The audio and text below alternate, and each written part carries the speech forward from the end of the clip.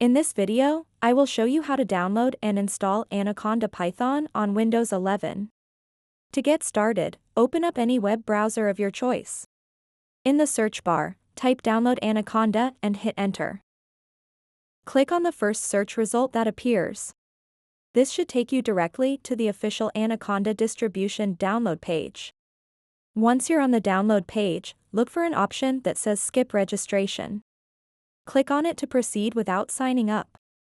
Next, click on the download button corresponding to your operating system, make sure it's for Windows. This will start downloading the Anaconda installer onto your device. After the download completes, locate the file in your Downloads folder or at the top right corner of your browser where downloaded files appear. Click on it to open. Now it's time to complete the setup. The installation wizard will pop up. First, click Next to continue. You'll be prompted with a license agreement. To proceed with installation, select I agree after reading through it. Next comes an option for choosing where you want to install Anaconda.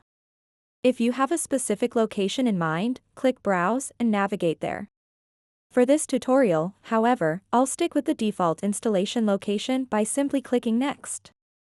Finally, click Install.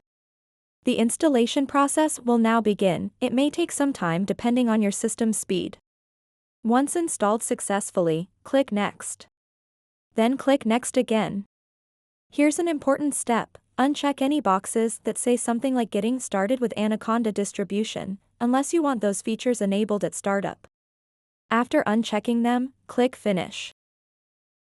Now that Anaconda is installed successfully on your laptop or desktop running Windows 11, you're all set to explore its powerful features. So that wraps up this tutorial. If you have any questions about this whole process, please let me know in the comments section below. And if this video helped you out, please give it a big thumbs up and subscribe to this channel for more tutorial videos like this one. Thank you so much for watching and have a good day.